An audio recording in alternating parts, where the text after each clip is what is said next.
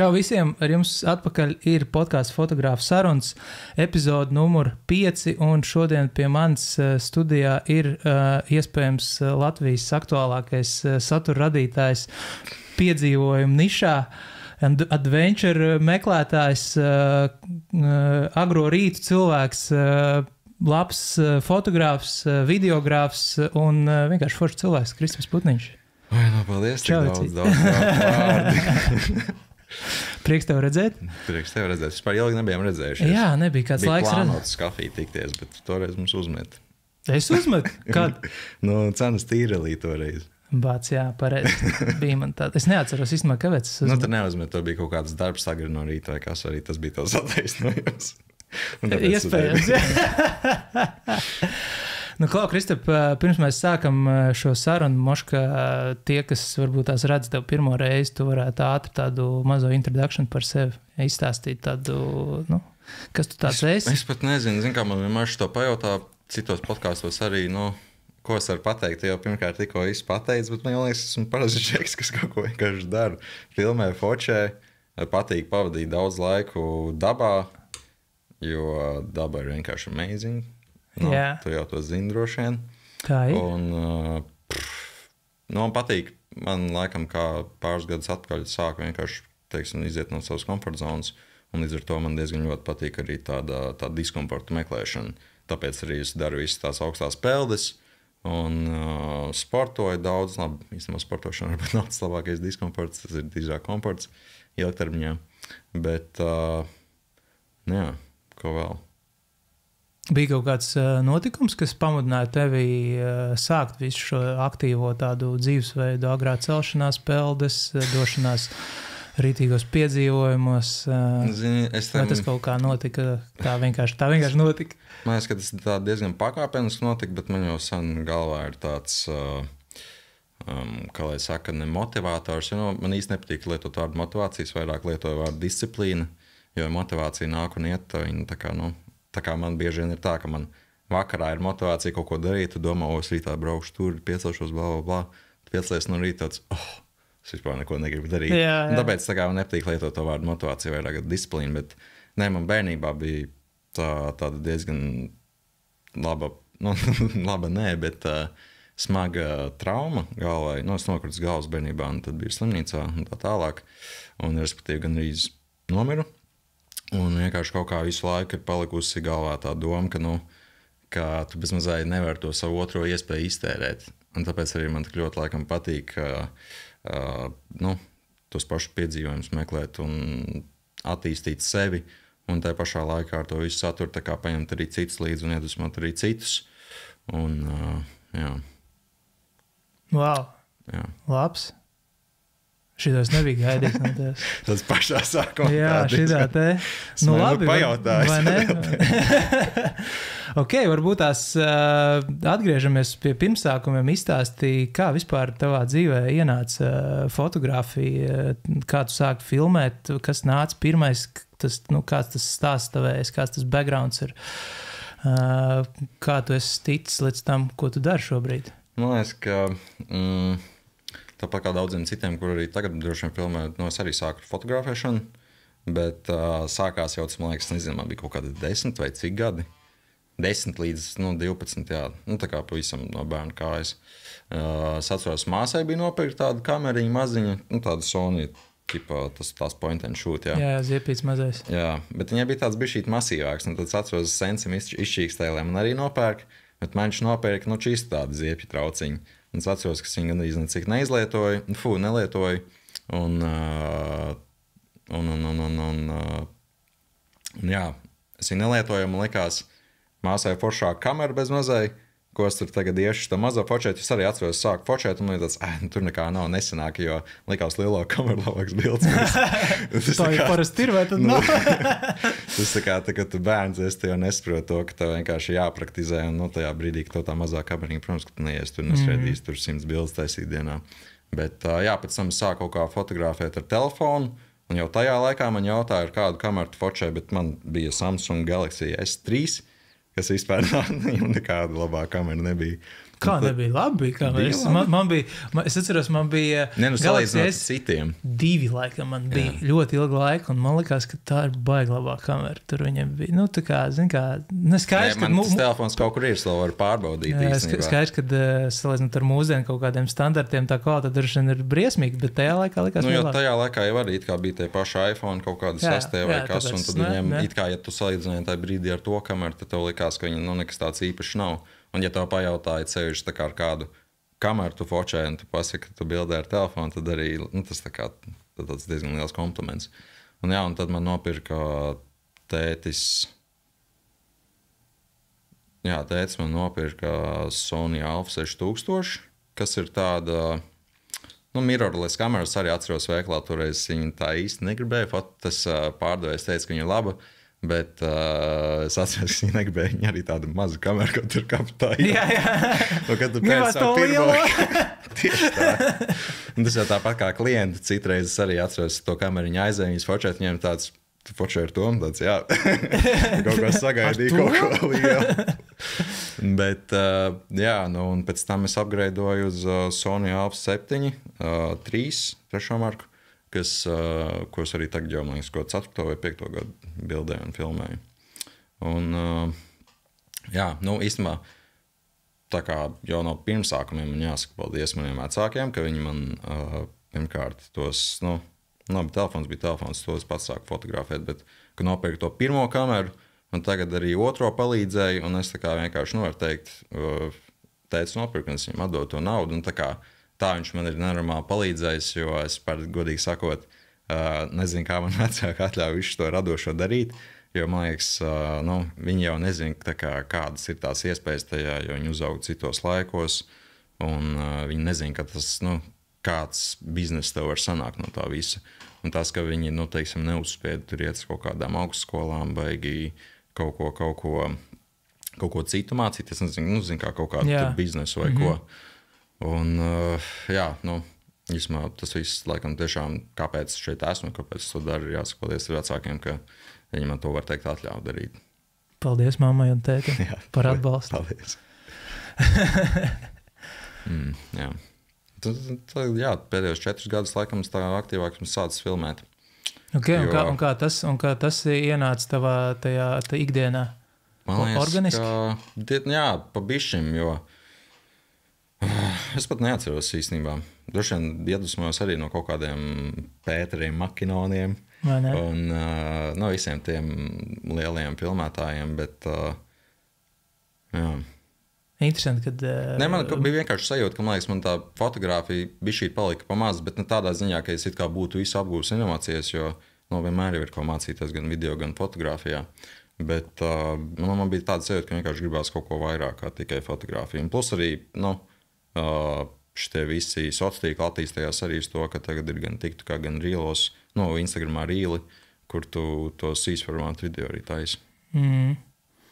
Un runājot par kaut kādiem, tu rekrutēts Pīters Makinens, tev kaut kā iedvesmojas ir, kādi varbūt tās ir tev tie lielākie iedvesmas devēji šobrīd, kas tev tā kā liek varbūt tās, turpināt darīt, neapstāties, iet uz priekšu, iespējams, varbūt tas jau varbūt arī vairs nav kāds cilvēks, varbūt tas vienkārši kaut citas lietas apkārtējās, kā tev ir.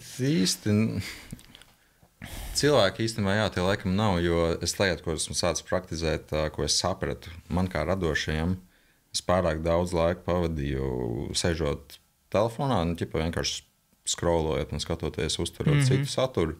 Tos, sežot nevis, protams, savu sekotājs, kam es sekoju, tāpat tās to saturu uzņemu, bet tādus, kas ir pilnīgi sveši, es tādus vienkārši neuzņemu, jo sapratu, ka man galva ir tik piesātināta ar visu kaut kādām domām, ka man vienkārši nebija vieta, kur tā kā savas domas ģenerēt. Jā. Un, tā kā pēdējā laikā, nezinu, tīri vienkārši tā ir disciplīna atkal, ka tu sevi pušo iet uz priekšu, lai būtu jaunas iespējas, jo tagad arī pēc aizvadītā gada sapratu, ka tas veids, kā tu reāli kaut kur tiec, ir vienkārši pats izveidot sev iespējas, jo tās iespējas pie tevis neatnāks. Jo tās, teiksim, tā foršākā iespējas, ko es sev biju izveidojis, bija strādāt tajā kafijas kompānijā, un mēs bijām Amerikā. Un tad no Ņujorkas uz otru Amerikas galu pārbraucam pāri kemperi. Izstāst varbūt tās, kā tu vispār tiki līdz draudzībai ar šo kompāniju, kas tā ir par kompāniju, tādas varbūt insight bišķiņi, un tad arī, tā kā, kas bija tas, tā kā, kāpēc jūs tur uz to Ameriku tur devāties, jo tas bija tāds, man liekas, apjomīgs un ļoti tāds foršs projekts, man liekas, tev kā satura radītājiem. Tā, atrada man jāsaka paldies Zanei, kura strādāja tajā laikā šajā kompānijā. Šobrīd viņa tur vairs nestrādā. Bet, viņa atrada man arī... Kas ir Zane? Zane. Ok, Zane, čau. Zane ir Zane. Un, viņa strādāja mārketingā šajā kompānijā. Un tas, kā viņa atrada, ir diezgan, šoreiz jāsaka, gan laikam veiksmīgi, ka viņi vienkārši ieraudzīja manus TikTok video. Un viss sākās to, ka viņiem piedāvāja, ka es viņiem uztaisu kaut kādu video apmiņā sākumā pret produktiem, var teikt, tur, barterī, var teikt. Likās interesants produkts, uztaisīja, viņiem patika ļoti video, tad mēs turpinājām sadarboties. Un tad es biju 2 reizes pie viņiem Dānijā, 1 reizi veidoju viņiem saturu Kopenhāgenā pilsētā. Viņa Dāņu kompānija tad? Viņa Dāņu kompānija, jā. Un otro reizi, tad mēs bijām viņu ražotnē, un tas pats bildes video nedēļas garumā, un tad pēc tam tā diezgan pēkšņi parādījās iespēja braukt uz Ameriku, jo viņiem tur bija 2 izstādes, viena Ņujorkā, otra Lasvegasā, kurā viņi piedalījās ar saviem produktiem, un tad viņi izsacināja, ka būtu labi paņemt līdzi, viens ir no viņa kompānijas cilvēks, kurš, vairāk zina par produktu un māk par to jūs pastāstīt tajās izstādēs. Un tad braucām līdz 2 džeki, kuri filmē un počē. Un smieklīgi, ka to džeku sauc tāpat kā manu tēti, brāli un atstāv Jānis Putniņš. Labs. Diezgan interesants. Pagaidām, jūs bijāt divi fotografi filmētāji, ok, un kas bija otrs? Tas trešais. Ok, tas bija no kompānijas. Jā, skaidrs, ok. Labi, un kādi tad tev tie iespaidi tur palikuši ir no tā visa? Protams, tur tie skati visi, tā daba, tas bija tāds, man liekas, tev sociālos tīklos labs.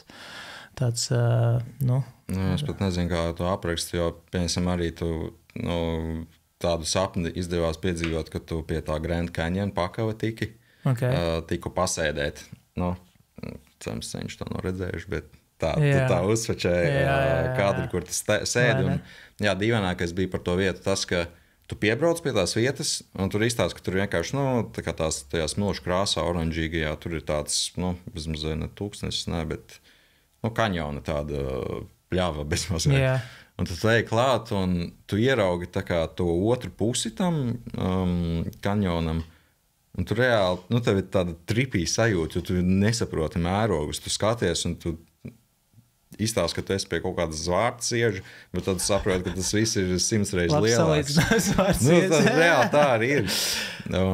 Bet tu vienkārši esi tā kā, tu pēc tam ieraugi apakšā arī kajaki brauc, un viņi ir vienkārši šitādi tāds centimetrs tev no augšas. Un sanāk, ka tur kritums bija 300 metri laikam. Wow. Tā kā tas bija tāds, un otra vieta, tu jau, protams, vari pastāstīt par tiem pašiem redvūdas mežiem, kur ir tie milzīgākie koki pasaulē. Un tas labs, jā. Tajos mežos man bija, pirmkārt, man paveicās to, ka es tur sagaidīju savu dzimšanas dienu, kas man bija tāds arī, forša vieta, kur sagaidīt savu dzimšanas dienu.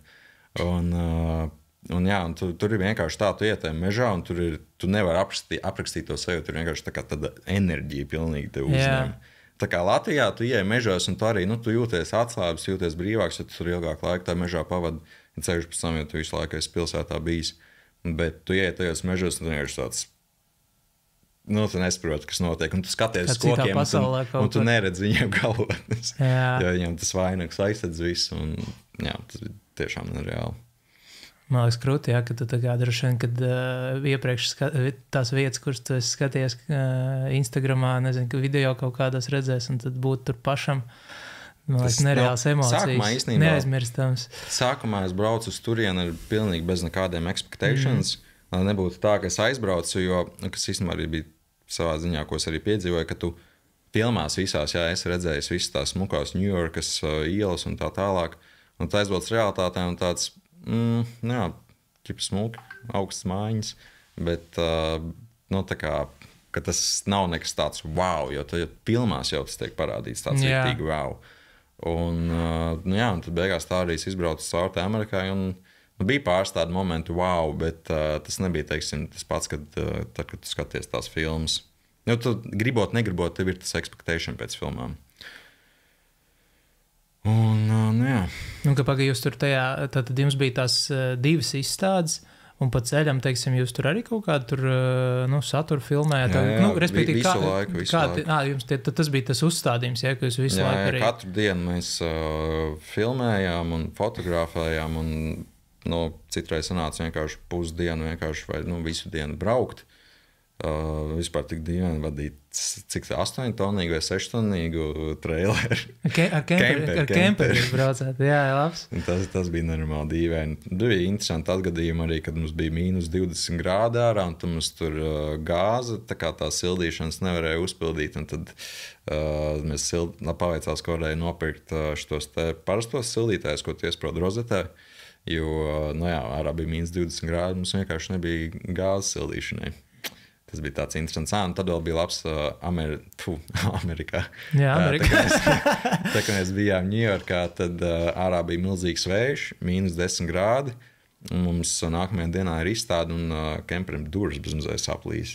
Jo mēs viņus attaisam vaļā, atslēdzam, viņas grib taisīt ciet un viņas netaisās. Okay. Viņām tur tā kā, nu, viņas tā kā kaut kādi tie metāli nesapast tajās durvīs. Jā. Tad beigās mēs tā arī nesapratām, kas tur ir. Vienīgais, ko es atrisināju kaut kādā pēc pāris reizēm, ka tā atkal bija atgadījies, ka tu viņas, nu, nebarās ciet, tad mēs kaut kā viņas aiztaisam. Un tad es vienkārši nu, tā kā ar pleciņu sanāca viņas aiztaisīt. Bet tur vajadzēja mācīt ar pleciņu. Jā, paņemt uz masi, jo nu, tāpatās it kā stipri cērtot, pat tu nevarēji aiztaisīt, bet tā tuvu ar plecu uzsit, tad sanāca. Un, nu jā. Nu, tur viss kaut kas ir īstenībā pārstāv jau smukās vietas, arī Grand Canyon. Tu skaties un tu nesaproti. Tu tā nevar aprakstīt, tur ir jābūt. Jā. Bet tagad atskatoties, teikšu, kā ir, tā kā skatoties tam bildēm un video, laikam atmiņa par to vietu kaut kādā mērā ir pat arī labāka nekā tad, kad tu laikam biji tur. Nu, tāpēc, ka tad arī bija nogurs, tu pa dienu filmēt, tu nobrauc 500 km, tad tu vakarā saidi to, un tu te gulēt, un tu pēc 6 stundām atkal tas pats, un tā nu, tas, man liekas, tā otra tumšā puse šitam visam satura radīšanai daudziem, man liekas, būtu baigi krūti tur strādāt. Nē, ir jau krūti, jā, un man liekas, nu, mēs tieši, es neatceros, ar kuru mēs runājām, kad tā kā tev ir nevis tas morālais nogurums, bet tas fiziskais nogurums, jo tev jau patīk to darīt. Jā? Fiziskais, bet arī mentālais. Tev arī, tā, ka tu visu dienu filmē vai edito, tev arī galva paliek tāda dūla. Kā vat? Jā, mākonis vienkārši. Jā, nu tas, kad vienkārši tās ir neizmērami daudz stundas spriedzi ritīgā. Tas nav 9 to 5, tas ir jā, tas ir kaut beyond. Man liekas, nu kā, nu tas ir, nu tu piecelies, tev uzreiz ir instantly bez maz, vai tu tur sāc jau darboties. Un tu saki, domā. Nu, kas būs rītdien? Pirms tam tu esi noeditējies tur visas dienas to iepriekšējā saturu, un jā, nekāda medus maize tur nesanāk beigās, bet, nu, protams, ka tās ir neaizmirstams atmiņas, un mēs visi mīlam savu darbu, un visi baigi forši. Klau, tu esi ļoti labi nostrādājis to savu kaut kādu stilu, kā tevi pazīst, kā tas tavs redzējums. Kā tu esi kaut kur mācījies visu šī perioda laikā, vai kā tu līdz tam esi nonācis vispār? Zero mācības. Neko nedarīja, vienkārši piedzimi jau šitā te. Jā, piedzimi jau gatavs. Jā. Bet, nē, nu, viss ir pašmācības ceļā. Zin kā, tagad jau tā kaut kādā mērā, nu, izglītība, ko tu vari iegūt, viņa visa jau ir atrodama ar internetā. Tu vienkārši ir pirmkārt jāmāk meklēt, un tev ir jābūt gatavam arī to darīt, jo nu, tas tāpat kā sportošana, kad tu maksā pat zāli, tu it kā gribi iet, jo nu, tu tērē to naudu un tu gribi nu, iztērēt to naudu liederīgi. Bet tā, kad tu atkal pats to dari, nu, tad tev ir jābūt daudz lielākai disciplīnai, lai tu vispār saņemtos, teiksim, to sportošanu. Nu, to pašu skriešanu vai riteni braukt.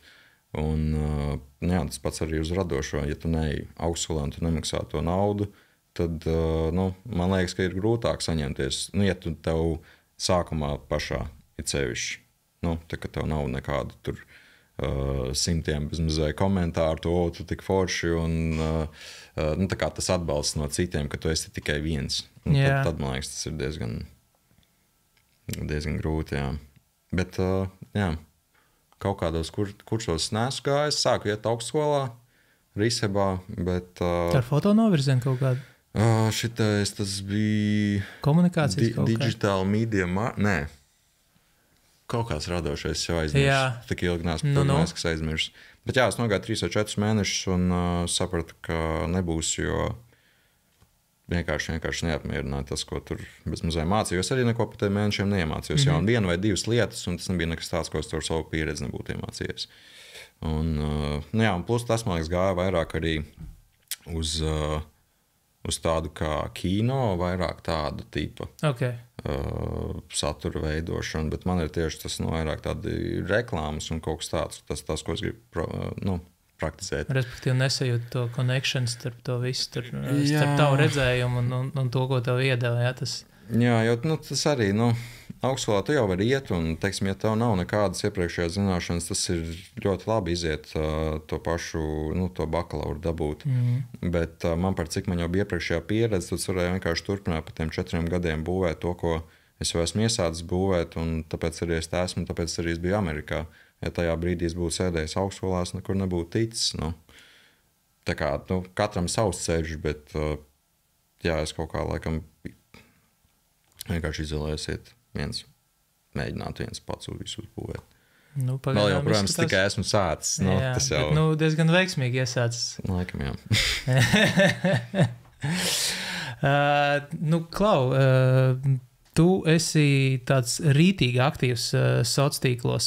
Izstāstīji varbūt tās, kā tu nonāci līdz tam, kad ir jāmauc sociālos tīklos, ir jādara lietas tieši tur, jo man liekas, tā ir tā vieta, ar ko tevi saista. Tā kā jo daudziem redzēja fotogrāfiem, acīm redzot, kaut kādas grūtības sagādā, tur kaut kādu regulāri postot, ņemties, darīties. Kāds tas tavs, tā kā tas motivators, bet, jā, arī motivācija, kāda tev ir to darīt, un kas ir tas vispār, kas tev tā kā pamudinājis iet tieši šo virzienu?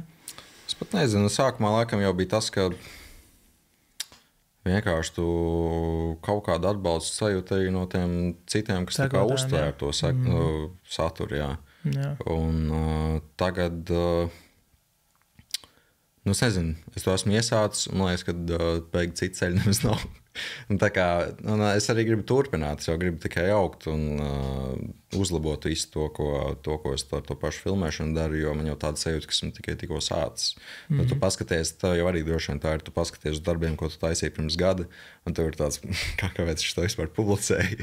Un, tā kā tas ir konstants progress, un jā, es nezinu, kaut kāds ir iegājies, ka... Tas ir apmēram tas, ko es pirmī teicu, ka man gribās arī motivēt citus, tā kā es dzīvoju savu, var teikt, otro dzīvi, tad es arī gribu citiem, tā kā citus iedvesmot to, savu dzīvi vienkārši pavadīt, piepildītāk, darīt vairāk un, jā, motivēt arī citus. Jā, kā tu nonāci līdz kaut kādai šī, tai savai nišai, tie piedzīvojumi, dabā, tas viss, ko tu tā kā dari? Kā tas vispār? Daba kaut kā vienmēr laikam ir uzrunājusi tieši tāpēc, ka bērnībā, vecākiem vēl projām īpašums ir Ogrē un īpašums ir pie meža. Kaimiņi tur gan arī necik netraucē cauri tā upīte. Tā ir tāda upe, kur tu dipo visu laiku, jā? Jā. Jā, par cik es bērnībā vasaras pavadīju visu laiku pie dabas, tad man kaut kā tagad ir naturāli visu laiku būt tajā dabā. Jā. Un tad kādreiz bērnībā gāja arī skautu nometnēs. Brālis gāja skautu nometnēs, un jā, es atceros, ka vienu reizi viņš vienkārši izdomāja, kad mēs tur visi bijām Ogrē, viņš izdomāja, es palikšu gulēšu ārā, zem klājas debes, tur uz tepiķīšu guļamaisā. Un kaut kā arī, man liekas, pamēģināšu arī kaut ko tādu. Tad es arī sāku palikt viens mežos, un tas man arī kaut kā riktīgi uzrunāja, jo jā, piemēram, ziemā, šogad gan nav sanācis, jo man tur veselība bija problēmas, bet ziemā tā kempingošana ir priekš manis personīgi nereāla meditācija. Jā. Jo tu pirmkārt jau, labi, nav problēma arī, ja tur ir kāds cits vēl, Bet tu tur esi viens, tu esi dabā, un pirmkārt jau vienkārši esot dabā, tu jau tā kā, nomierinies no visas pilsētas un tā tālāk.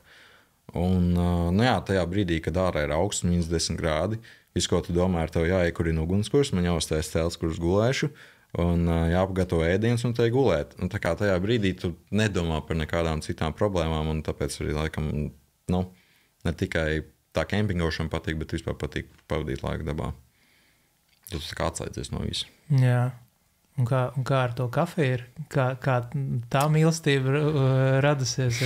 Tas ir labs jautājums. Vai arī tā kā kaut kur vienreiz ieraudzīja, tas aiziet trendā? Nē, es atceros kādreiz, kādam es biju ieraudzījis, ka viņi ar to moka potu staigāja. Un tad es atceros vienreiz biju ķemeru purvā. Jā. Arī norganizējis tādu kafijas tikšanos, var teikt, tur tādiem pāris pazīstamiem vienkārši. Un tu varbūt zini no Miglabordas.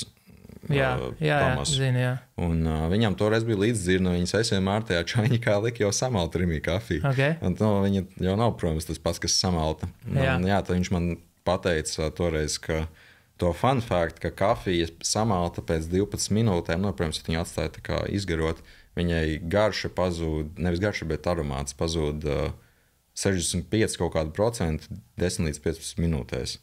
Ļoti ātri izgaro, jā. Un tad pēc tam es uztaisīju, arī dabūju savu dzirneriņus, uztaisīju, un bija tāds, ok, šis tiešām visu māja. Jā, kopš tās reizes kaut kā, nezinu. Es pat nezinu, kāpēc katru rītu ceļos tur. Nevis katru rītu, bet bieži ceļos. Es skatos, un man aizvien vairāk, bet tas ir tāds čakars vienkārši īstenībā. Tas ir čakars, jā. Tev visu, tev braukt tur ar to ņemt. Jo es esmu pats to darījis. Es esmu ņēmis, un man personīgi negaršo no mokas kāniņas. Ne visai garš. Es varu dzert, protams, ka es varu dzert, bet man pielē vienkārši pienu. Jā, es ar pienu kafiju nedzeru, tāpēc man ir tā, ka man vajag melnu, un tad man vajag, tur tā kā uz kā brūvēt. Es savā ziņā tāpēc nopirku ir tāds kalīta, tas filtra kafijas, tas brūvīgs. Un tad tev attiecīgi tas tā kalīta, tā kanniņa jāņem līdzi, ūdens. Un tu cik reizes sanāk kaut ko aizmirst vēl? Aizmirst, tad šitais te, kā viņi, tas prīmusiņš, kas ar ko piededzināt. Ir arī bijuši, mēs vienreiz ar Kārlu Buškevicu braucām gar Gauju un mums nebija līdzi, un tad mēs ugunskura kurām, un tad ugunskurā to kanniņu, es atceros, man tā kanna viss tur nokvēpa melni. Ja tagad ir melnas, viņi tāpat lietot. Jā, nē, protams, ka viņi var lietot un tā, bet man liekas, tas kopums viss ir vienkārši, tu skaties, un ir īpaši, ja tu esi pats tajā kafijā bijis. Jā, tas ir rituāls, bet tāpēc man liekas, cepur nost tev par to apņēmību, jo projām, ka tu ņem un brauc, zin kā vienam tas ir, viņš izdara vienreiz, otrais, varbūt trešo reizi, un ceturto viņš droši vien vairāk, tā kā... Varbūt tas vienkārši dīvains. Jā, gan jau, ka labā nozīmē dīvains, vienkārši brauc un baudi, jā.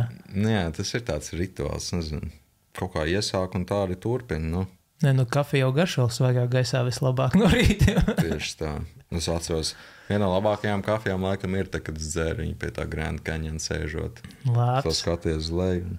Dzer sipo kafiju, rīt kafiju. Kāds tev kafijas garšo vispār? Tā vienkārši melna.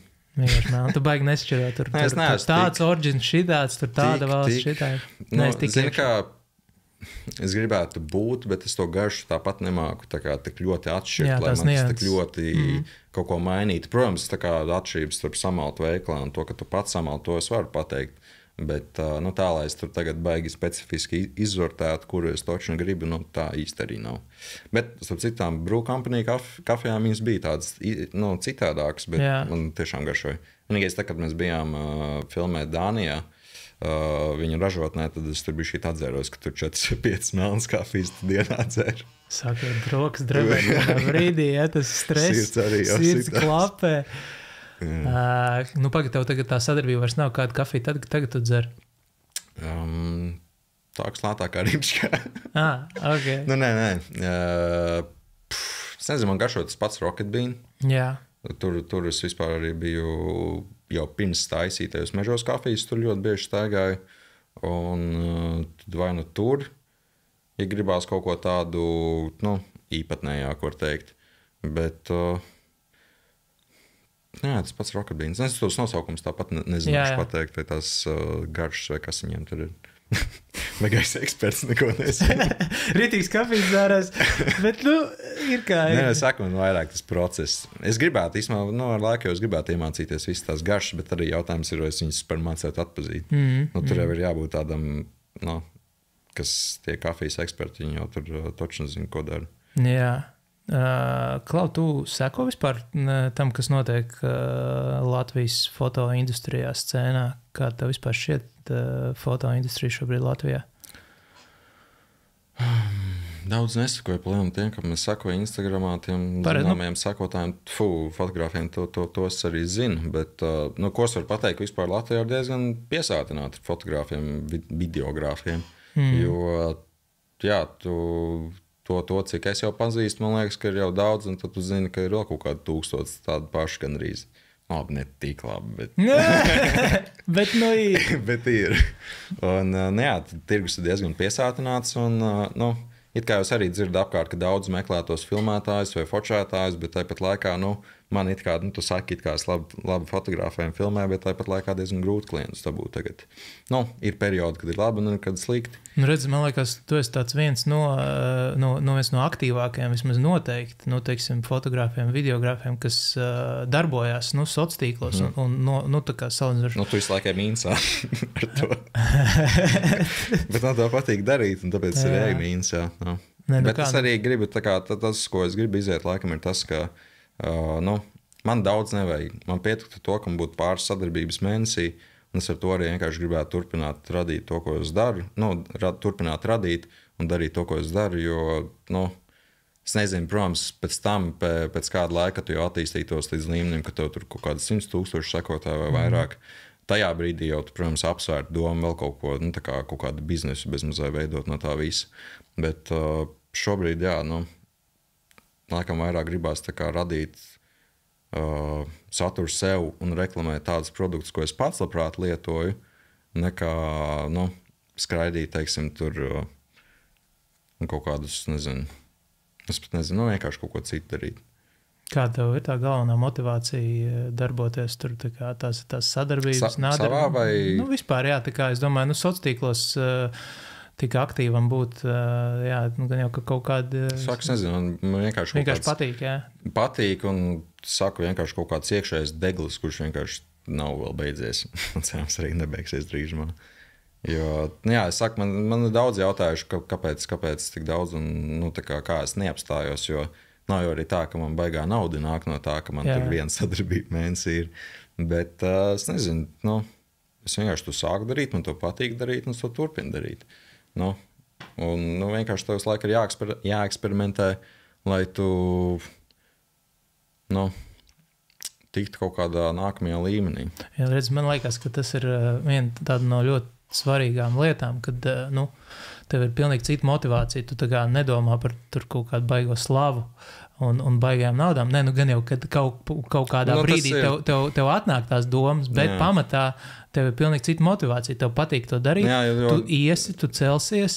Tā kā tas, kas tu esi, tas esi tu, jā. Un tas, man liekas, arī ir tas foršais un tas unikālais. Jo rēķini, ja es ietu tīri pēc slavas un naudas, tad jau senši to būtu beidzis darīt. Jo ir daudz, jā, daudziem iedegās tā ideja, viņš kaut ko sāk darīt, viņš dara, viņš nejūt to atdevi un visu, un pazūd tā motivācija. Un man liekas, tu esi labs piemērs tam, kad, varbūt tās vienkārši, jā, tad vajag to disciplīnu, par ko mēs te runājām, jā, tā kā tev vienkārši, un gribēšana darīt, tev gribās, tu ķer no tā fanu, tas tāpatās, kā, ja es tagad atceros no kaut kādu, nezinu, sevi 17. tur 16. gadā, kad es arī tur sāku Instagramā ļoti aktīvs būt, tā bija pilnīgi cita motivācija, tu sēdēji, tu cēlies no rīta, tu gāji vakaros bildēt, tu gāji ārā, fošēt, ne jau tāpēc, ka tur tā kā tur sekotājs un laikus gribēt, bet vienkārši tev tas process tik ļoti patīk, tas tev tik ļoti aizrauj. Jā, un es dažkārt aizdomājos, kur tas man viss ir viss darbos ieracies, zin kā, cita motivācija. Bet tas jau arī labi, ja tev ir tā kā, patstāvīgie klienti, tā kā mēs pirmīt runājam, jo man jau arī kafijas iepriekš bija ļoti labs klients, un man patika viņiem strādāt, un tāpēc ar viņiem strādāju.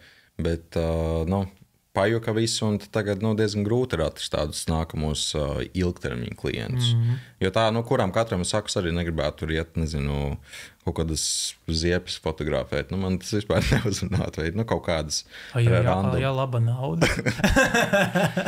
Nē, idejiski jau zini kādu, tad man tā motivācija būtu, ja man piedāvā tiešām labu dealu, tad es to izdaru, un es to vienkārši ieguldu tālāk savā saturā vai tajā pašā tehnikā. Protams. Tās arī īstenībā visu laiku dara, kas ir kā iegulda tehnikā un to, ko nopelnu un kustos priekšu. Kā jau mēs visi tev arī dārga studija. Dārga studija. Tehnika. Jā. Kā tas šķiet, vai Instagrams vispār joprojām ir tā kā numur 1 platforma fotogrāfam, videogrāfam mūsdienās? Vai kāds tev tas redzējums ir? Tu tāds spečuks sociālīgi? Nē, es esmu spečuks. Katru nedēļu mainās tie algoritmi. Viens no visaktīvākajiem džekiem. Protams, Instagrams, man liekas, vēl projām ir tādā topā, jo tagad mēs nevarētu nosaukt kaut ko līdzīgu. Ir kaut kādi tie Vero vai kas, bet tu jau tā nepārmetīs tos miljonus vai pat miljardu vai 2 cilvēkus uz tādu, pilnīgi jaunu platformu, ja visi jau ir iebāzējušies tajā Instagramā. Un, jā, protams, jautājums ir, kā ja tu tagad sāc, kā tev tagad no nulles būtu sākt, vai tu tiktu izspiests, vai arī tevi tomēr pieņemtu, to es nemācēšu teikt, bet, protams, gribētos teikt, ka pieņems tā kā tie visi algoritmi vai auditorijas, lai no tā, ka, teiksim, labu fotogrāfu, viņš tā kā tas pasaka, tiek discourageots, kāds ir tā kā, tu viņam ievies neticību sevī. Okay. Tā to varētu teikt tikai tādēļ, ka viņam tur bez mazai ir 2 laika vai kas. Un īstenībā tā nav pareizā lieta, pēc kā vērtēt savus darbus. Bet mūsdienās tā ir kā, diemžēl notiek. Bet, jā, jo pieņemsim, manā gadījumā jau arī patina uz to pašu 16 vai kuru gadu atpakaļ bildes. Ja es tagad paskatītos uz kādu bildēm, tad kāds varētu pateikt, kāpēc tu fotografē? Jo tev bildes ir sliktas un tā kā nedara to. Jo es vienreiz, es jau sapaturojos visu, bet sākšu no sākuma. Vienreizi atceros viena paziņa teica, viņa tā kā parādīja bildes, atsūtīja kaut kādu bildi un teica, ja neviens fotogrāfs nefočē šādā līmenī, viņiem nav jēga fotografēt, jā. Piemēram, kaut kāds nereālākais fotogrāfs, tad tā ir smukākās bildes, ļoti unikāls. Un viņa pasaka tā, tam, kas nefočē šādā līmenī, nav jēga turpināt fotografēt. Es paņemu ieziņas profilu, to tur fotografu. Patinu uz leju, cik tur 5 gadus. Tieši tādas pašas bildes, kā man pirms 5 gadiem. Un tā kā, tas man liekas tāds diezgan, tā kā stulbi domāt, ka ja tu uzreiz netaisi tā kā nenormālu mākslu, ka tāpēc tev nevajag turpināt, jo tas viss ir progress un, stulbi, ka daudz vienkārši to nesaprot. Un tāpēc discourageot, tā kā citus sākt. Jā, ciklējās uz nepareizām lietām, un tas arī bieži vien noved tur pie visādām tam, ka tu tā kā viens tur vienkārši izdeg, beidz vispār darīt lietas, kas viņam varbūt tās sākumā ir ļoti patikušas. Tāpēc es saku, ka es, kad arī sāku, man tā motivācija, jā, ok, tu kaut kādā brīdī, tad, kad tu sāc sajust to, ka ir kaut kāda atpakaļ nākošā tā saite, no tiem sekotēm. Jā, ir forši tā sajūta, jā, tie laiki, kaut kādi komentāri un tā, bet pamatā jau tas viss bija, tas process. Jā, tas process, gribēšana iet darīt un veidot to saturu. Un tagad, teiksim, arī ar to visu shiftu uz to video pusi, kas daudziem fotogrāfiem sagādā liels problēmas. Tas diezgan viegli. Man personīgi likās no fotogrāfijas pārēt uz video, jo, kas tev jāiemācās ir filmēt, bet tāpēc, ka tās kompozīcijas jau tāpatās, kā māk fotografējot. Un tas pats jau, ja tu uzliec statīvu, jau tā kompozīcija tāpat, vienkārši tev jāizdomā, ko tad to kompozīciju var izveidot. Jā, man liekas, skaidrs, ka tas nav visiem. Ir tiešām cilvēki, ka varbūt tās, tā kā viņš vienkārši nevar to video drusmot, bet jā, man arī tas skatījums ir tāds, ka, jebkurš fotogrāfs, saprot kompozīciju, kurš saprot, kā teiksim, ar gaismu strādāt, vai pat, varbūt tās netik ļoti saprot, bet... Es izmantoju tikai dabīgo gaisu, tā kā es vispār nezinu, tā kā, neskaidrs, ka tur arī ir kaut kāds savs nianses, bet, to var jebkurš fotogrāfs var būt īstenībā diezgan labs arī videogrāfs. Skaidrs, ka ir kaut kāds tas nianses ļoti mainās, jā, un arī tur kaut kāds, bišķiņ tas redzējums ir jāpamaina un tā, bet kā nav, es vispār, man liekas, nav problēmas. Skaidrs, ka tagad, man liekas, ar to visu pārsātinātību, jā, var bišķis apjukt un sajūgt prātā, tev ir tur, cik tur tās platformas un daudz arī salīdzina ar sevi ar citiem, un tāpēc arī nekonsumēt citu saturu, jo tas arī vēl viens iemesls, ka tu vienkārši, tu negribot kaut kādā mērā salīdzina ar citiem, tad tu redzi, bet viņiem ir tā kā tik daudz. Viņi, piemēram, arī ar to var, viņi dzīvo ar to, jo man jau ir papildus vēl darbs, ar ko es to stāstīju. Es jau nedaru tikai to fotografēšanu, filmēšanu, jo man jau ar to tā kā nepietiek, lai izdzīvot šobrīd. Un, kā kuru mēnesi, jā. Bet, jā, tu viņu salīdzini, un tas tev arī galīgi nemotivē, jo tu redzi, bet viņš jau tā izvēlas labāko, tā es tagad izdarīšu. Bija vēl kaut kas seviņš. Jā, tā salīdzināšana jau, man liekas, vispār ir tāda, daudziem atkal jau, kas sagādā grūtības, tā kā nesalīdzināt sev, mēs jau, tādi cilvēki, mēs esam sociāli, kuri skatās, kas apkārt notiek, bet, jo man arī bija viens periods, kur varbūt tās, iekšējais nejūtos tik labi, un jo vairāk es skatījos citu cilvēku fotogrāfijas, tā kā, jo man vairāk likās, ka es neko nevaru un nemāku. Es jau arī šobrīd brīžiem ceļos no rīta un domāju, ka es neko nemāku, ja? un tā, bet kopumā, jā, tā kā ir tas nav viegli, bet to vajag censties, tā kā darīt, kad tā kā, mēreni, jā, mācēt filtrēt tās visas lietas, jo skatīties citu darbus, dažkārt tā ir kaut kāda motivācija, jā. Tu vari kaut kādas idejas pasmelties, bet jā, katram tas man liekas arī, kāpēc, piemēram, fotogrāfija arī, baidās varbūt pāriet uz to video, ir tas, ka vienkārši daudzi, pat cik viņi jau prot to fotografēšanu tik ļoti labi, viņi kaut kādā mērā arī baidās sākt video, viņiem liekas, viņi sāk no pilnīgas nulles. Un man liekas, ka cilvēkam ir ceļš, ja tu jau esi tāds pieaugušāks, nevis, tur, piemēram, 11 gadi, jā. 11 gados tu visu mēģini, tu testē, un tu saproti, ko tu gribi darīt. Bet ja tev jau kaut kādi 30, 40, 50, tad tajā posmā, tev ir bail sākt to jauno lietu, jo tev vienkārši, man liekas, ir bail, ka tu tā kā neko neizdarīsi ar to. Jā. Un, tāpēc arī, kaut kāds tur teiciens bija, ka, nevajag vienkārši baidīties zaudēt. Nevis zaudēt, bet nevajag baidīties būt iesācējiem. Jo visi jau mēs sākumā bijām iesācēji. Pilnīgi visi. Jā, tā kā jebko, ko tu dari, tu esi labākais savā jomā, kādreiz tu biji iesācējs. Tu jau nezini, kas slēpjas aiz tiem visiem failiem aizmugurē. Tā kā vienkārši jāsāk. Vai ne? Un ok, man arī tev viens jautājums. Es biju iedomājies sakar. Jautājums. Cik jauki. Kāds bija, vai arī kas bija tavs pirmais fotografijas klients un cik pat tu par to nopelnīji? Šitais ir labs. Man liekas, ka šito es esmu kaut kad teicis, stāstījis, man liekas, arī podkāstā. Man šķiet, es varbūt tās jaukšu, bet vismaz tas, kas man ir atmiņā palicis no pirmajiem darbiem, man bija jāfučē, par ko man samaksāja. Pirmais darbs. Tās bija bēres.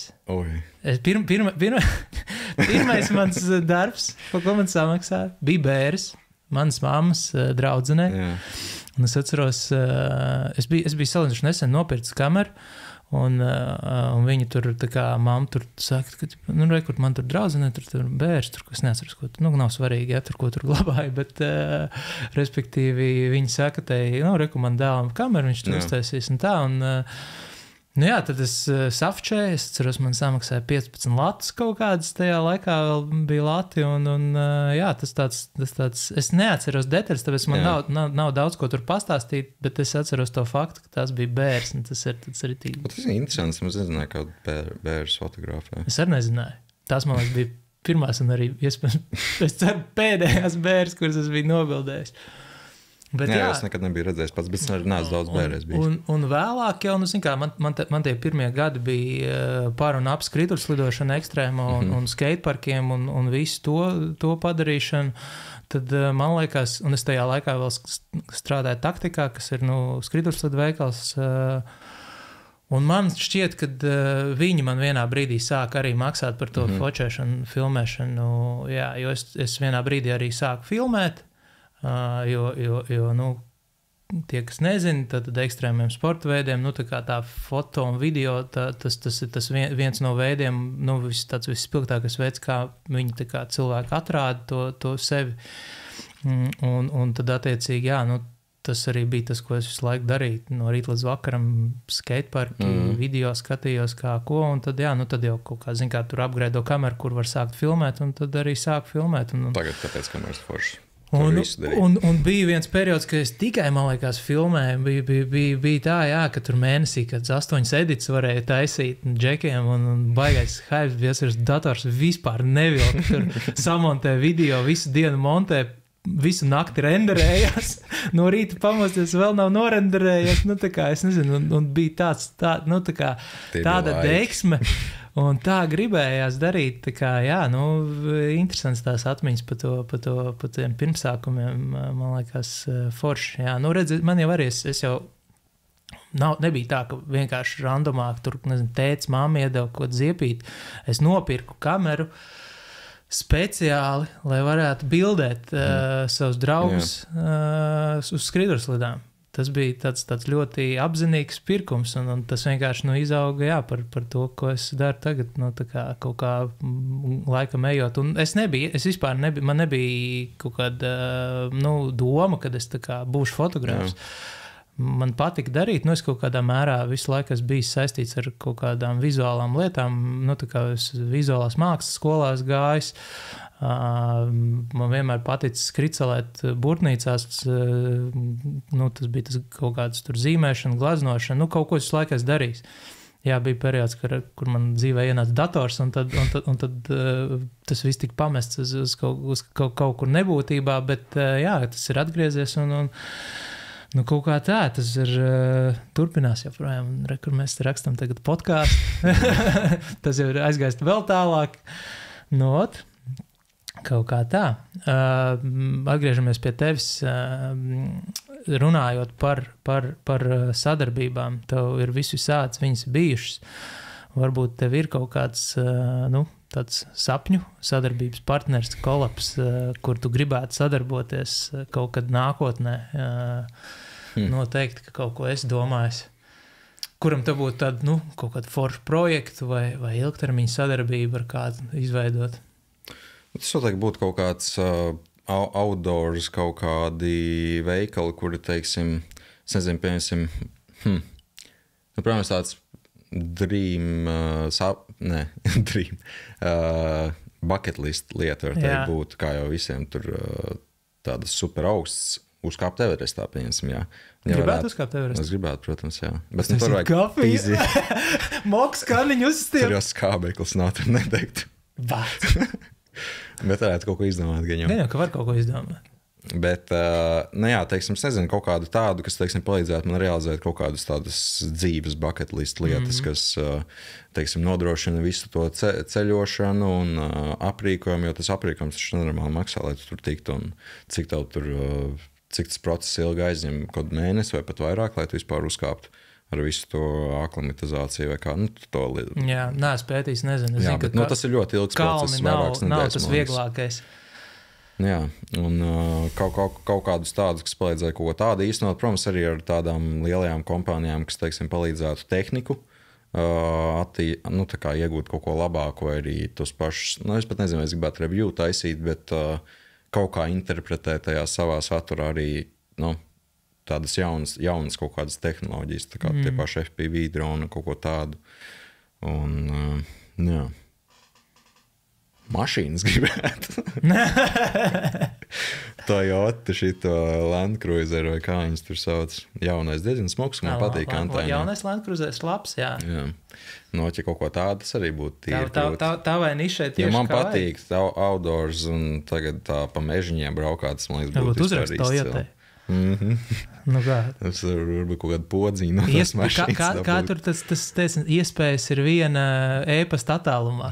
Tā arī ir, jā. Jā, tas sapņu kolaps varbūt tepat vēl tev gaida. Kā vēl kādu miljonus sekotājs dabūt klāt. Nu, es domāju, es nezinu, man liekas, ka nevienmēr, nu tā kā, ja tev iedod tīri pabraukāt, tad jā, bet ja iedod tā uz paturēšanu, tur vajag diezgan vairāk. Jā.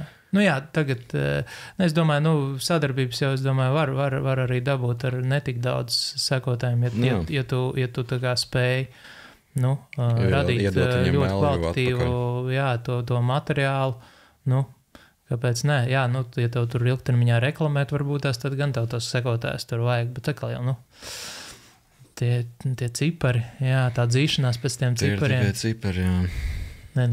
Nē, ir, jā, ir nē, tas jau ir tā, it kā, tu gribi to, piemēram, manā gadījumā es gribu no tā pelnīt, un it kā tu centies nedomāt par tiem cipriem, bet tāpat laikā tu nevari nedomāt, jo tas ir tavs darbs. Jā. Tas arī tā, redzi, man liekas, arī, es nezinu, kā tev ir, bet man liekas, tā, varētu būt viena no problēmām ir tā, ka mums tie piemēri ļoti daudz tagad jau saradušies. Ja pirms gadi kaut kādi 5, varbūt tās nebija tik daudz vēl tie piemēri, kad tu tur vari tajā internetā ritīgi nopelnīt, jo tagad jau, man liekas, katrs tur populārais YouTubers tev stāst par tiem cipariem, ko viņš tur pelna, un skaidrs, ka tev tur acis vienkārši izsprāgs no orbītas no tiem cipariem, tā kā cik viņš tur nopelna.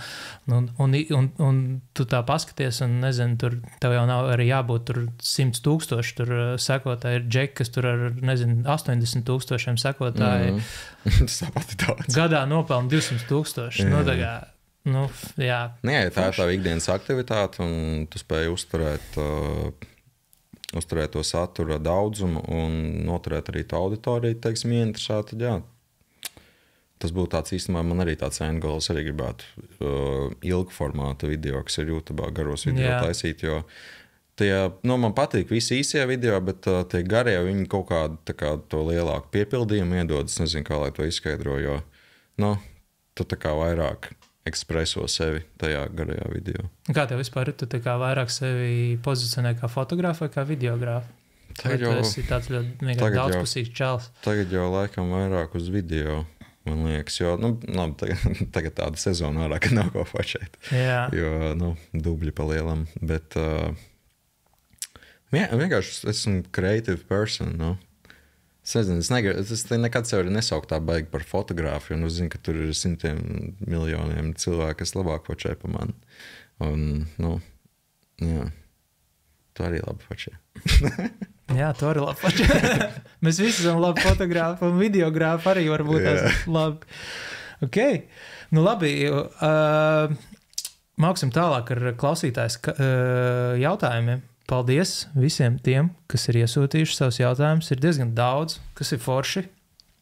Un es ceru, ka mēs arī uz visiem tā jauki varēsim atbildēt. Varbūt.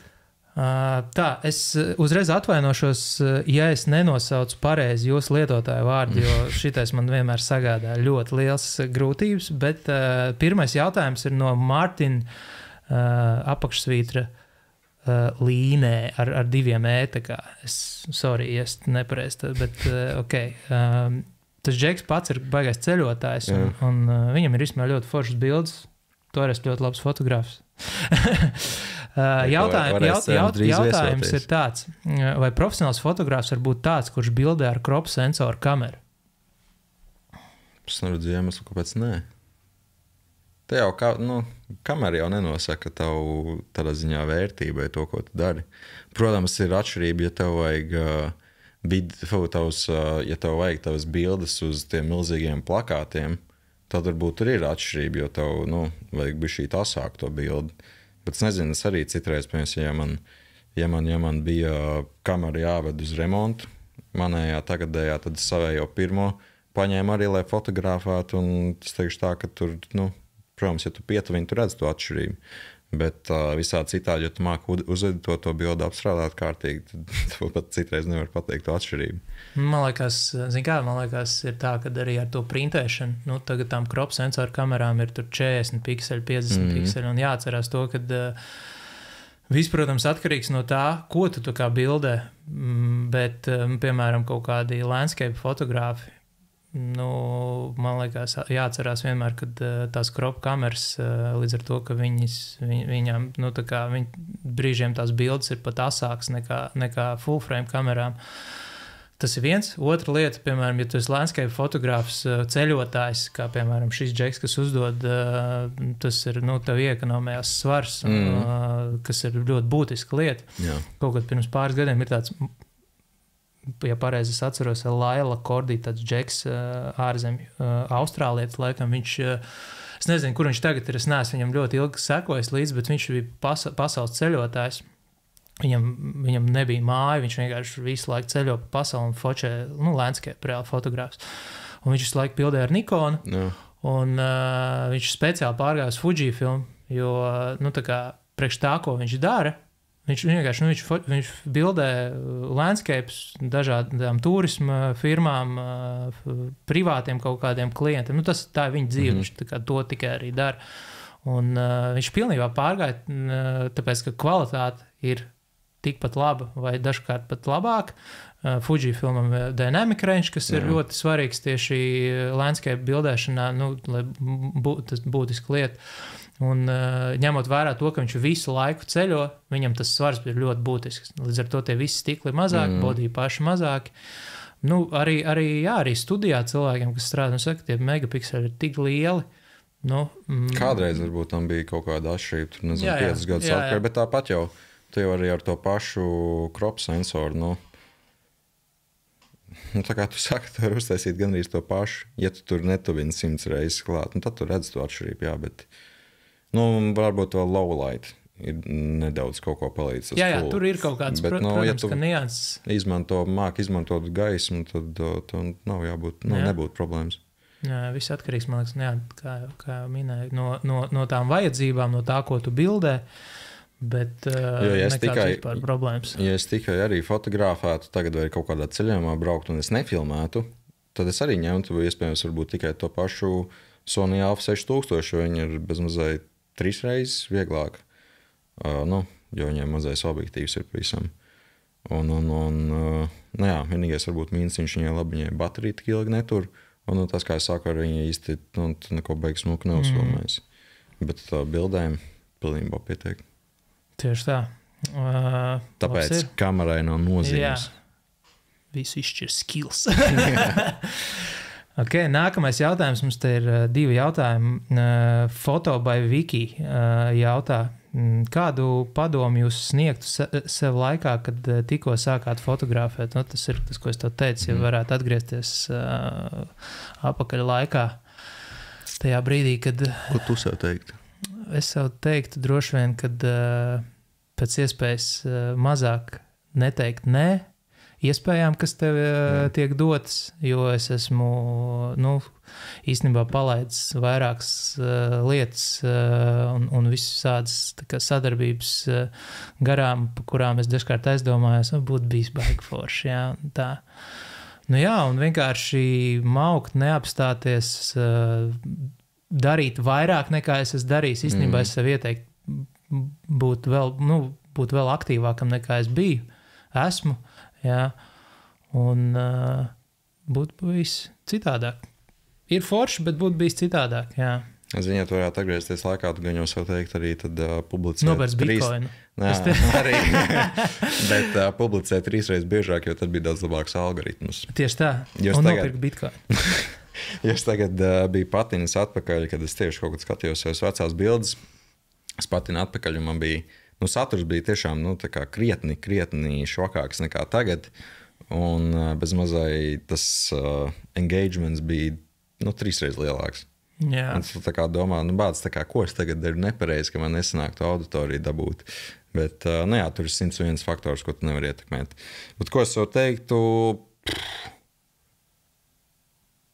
Galvenais, laikam, vienkārši neapstājies, jo galu galā tev tas izdosies, un es arī neesmu apstājies. Es nezinu, ko es sev teikt, jo es nezinu, vai es gribētu arī baigi daudz ko mainīt tajā, lai labi, jā, ja es kaut ko pamanītu, protams, būtu krietni tālāk varbūt ticis, bet es teiktu, ka tas progress, kas man tagad ir bijis un tās iespējas, kas man tagad ir bijušas, nevar sūdzēties par tām, tāpēc iespējams neko daudz arī sev neteikt. Tā kā vienkārši turpina darīt, kamerē no nozīmes tos teikt, vai arī netērē pārāk daudz naudu uz kaut kādu aprīkojumu, bet tērē labāk pieredzē un iemūžina to, tā es sev pateikt.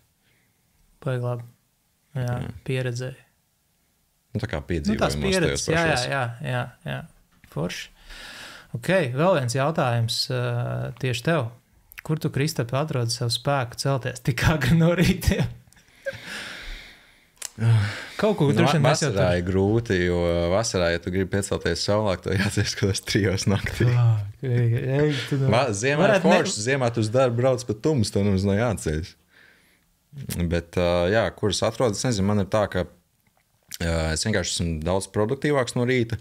Es zinu, ka es no rīta, tas pat nevienmēr ir tur aizbraukt saulāk vai ko, bet es pieceļos tajos pašos 5 vai tagad labi, es varbūt neceļos tā kā agri tur 5:30 pieceļos, aizbraucu zāli, uztais treniņi, ir pūkstens kaut kādi, es nezinu, 7 vai 7:30, un tu vienkārši esi tā kā nenormāli produktīvi iesācis dienu, un tu tāpat arī to dienu gribi turpināt.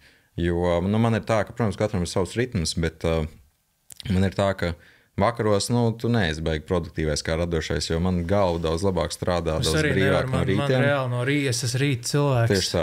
Un tad tu no rītiem gribi to laiku izmantot maksimāli liederīgi, iesākt maksimāli produktīvi, lai vakarā tur vienkārši atpūsties, jo no vakarā, ko parasti kā radoša, arī citi, kas edito tur līdz 2 naktī, bet es personīgi, es nezinu, tad man galva nestrādās, vai skatos filmu vai ko, un tad tāds, kāpēc lai es neceltos agri, jo tu vienkārši dienu būs daudz produktīvāk. Tas ir reāli, tas arī ir viss.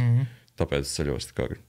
Jā, man liekas, es arī tā kā rīts, diena, tas ir tas laiks, kad strādāt, un tas, protams, ka dažkārt visādas situācijas ir, un tev ir, tā kā jāpaspēj tur klientam vajag, un neko nevar izdarīt, un tad tu sēdi tur līdz naktī, bet arī tā nakts, es varu būt līdz 1, es varu izturēt, pēc tam man vienkārši, man tur pēc tam ir tāds, es jau tur tāds galīgi, tur nesaprotu, kur rīts, kur vakars, kas vispār notiek, krāsas vispār viss. Nē, ja tu nākošajā rītā pamodīsies, tāds, kurš šito kas tas tāds vispār, tā ir bijis reāli, man vienkārši nav, es zinu džekus, kas var tur sēdēt līdz rītam. Viņu ritmus.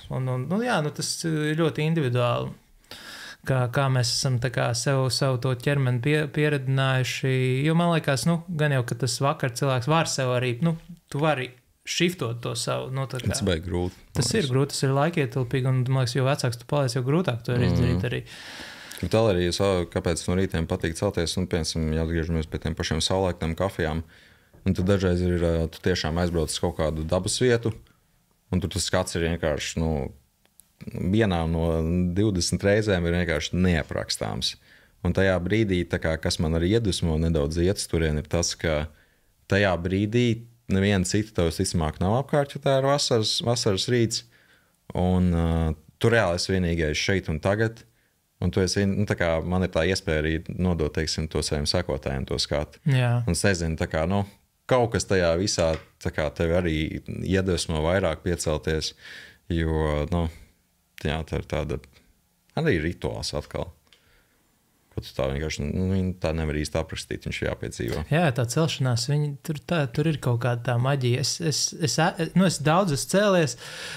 Visforšāk, protams, ir, ka tu esi piecēlies, tu dabū to saulēktu, foršu gaismu.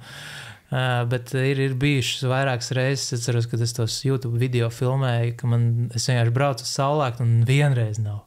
Otrais nav, trešoreiz nav, un kāda būs tā saule, un nav viņas. Parasti tad viņa ir tā, ka tu pilsētā brauc bez kameras. Vai ne, bet tad, kad man ir bijis, ka man ir sanācis to saulēku noķert, jā, tās sajūta, tu safučē, tad es atceros, ļoti spilgti atceros vienu reizi, kad bija cenas tīrelies aizbraucu, es safučēju to, ko man vajadzēja. Un es nāku apakaļ pa to laipu, un tas man liekas, vai tas bija vēls rudens vai pavasaris agrs. Neatceros tieši to laiku, bet es atceros to, ka kopumā tās dienas visas tāds augstas un tā saule tev tik silti, tur vēja nav. Es atceros, es tās laipas apsēžos, uzliek tās kājas tām sūnām, un vienkārši sēž, un tev tā saulīt tur lec, un tu tās gaismas. Tas tāds maģisks moments, ko tu nevari izskaidrot. Tev jāpiedzīvo, ja es saprotu, ko domā. Jā, un tad es atceros, uz tās laipas tu pasēdēju, un tad es gāju apakaļ jau, un tad tur pirms tās, kad cenas tīrali ienāca iekšā, tur vēl tas tornis ir. Un es vēl uzkāpu tajā tornī, vienkārši sēdēju tur uz tā torņa grīdas, un vienkārši sēdēju un skatījos. Tas arī tāds moments, kur meditācija, tu neko nedomā, tu vienkārši šeit un tagad, un tu uztver vienkārši to, kas tev apkārt ir. Jā, būtu vēl kāds, nezinu, kad episki kalni apkārt vispār būtu, man liekas. Tie paši tātri, tas būtu. Jā. Tā, labi, bet kā ir tā jādzīvo jau Latvijā mums te, vai ne? Tā, tev vēl viens jautājums. Emīls PL jautā, kad brauksim piedzīvojumā. Kristap, kad jūs brauksiet piedzīvojumā?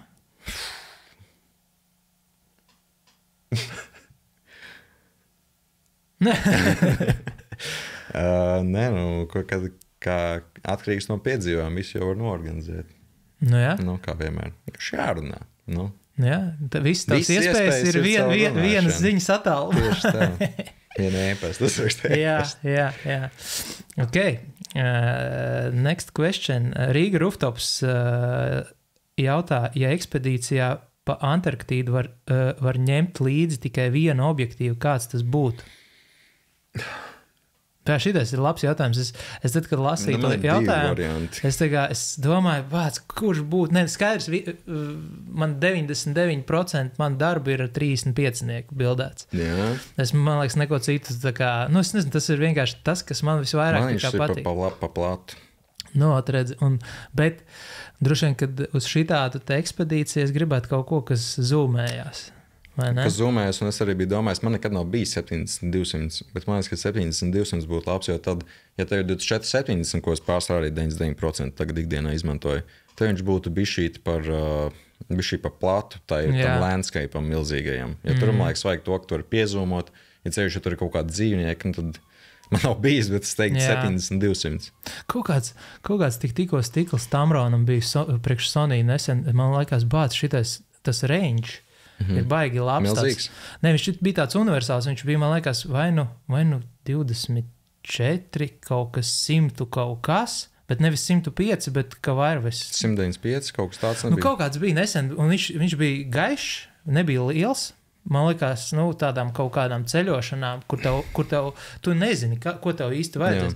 Jo dažkārt vajag to plato. Man, piemēram, vairāk tieši tas platais gals patīk nekā tas zooms. Un tad, man liekas bet šitais ir rītīgi tāds super universāls objektīvs, jo, piemēram, tagad Canons uztaisīja to 24-105. Man liekas, foršs objektīvs, bet, žēl, ka viņam pārsvarā visur ir F4. Jā. Tas bišķi pa tumšu.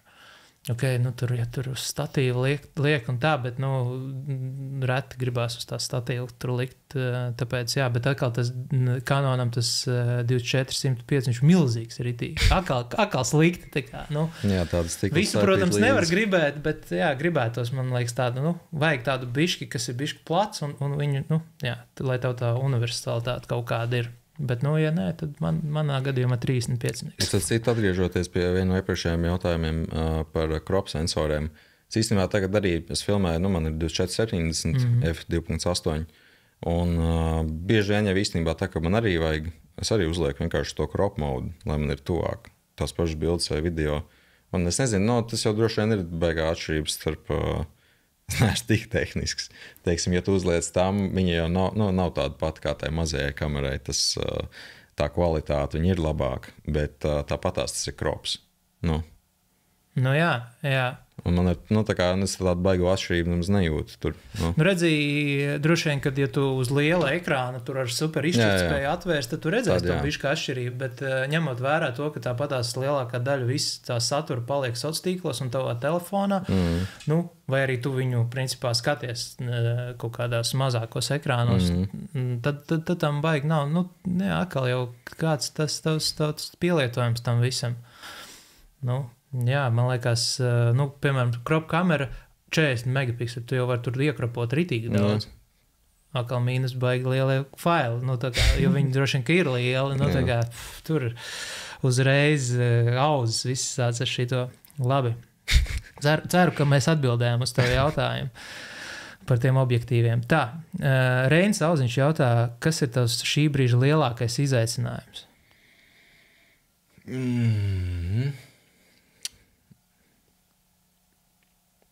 Es tagad laikam sev neesmu baigā izaicinājumu priekšā nolaicis. Nu, tā kā man arī nav tā, ka beigās kaut kādas problēmas ir, bet... Kāds tev šī gada plāns ir saistībā ar kaut kādu satura veidošanu? Ko ceļojumu? Vienkārši turpināt veidot savu stilu. Protams, ceļojumi būtu forši, bet atkal tur vajag bišķīt finanses. Nu, es ceru kaut kādas sadarbības dabūt, kas palīdzētu to visu atvieglot, jo, jā, gribētos to pašu Eiropu turpināt papētīt kaut kādu Itāliju vai Zviedrijā tie fjordi un kalni, otrs Stogals gribētu aizbraukt. Norvēģija tas atkal uzreiz droši, ir padārgāks bišķi, nu tāpat pati valsts ir padārgāka.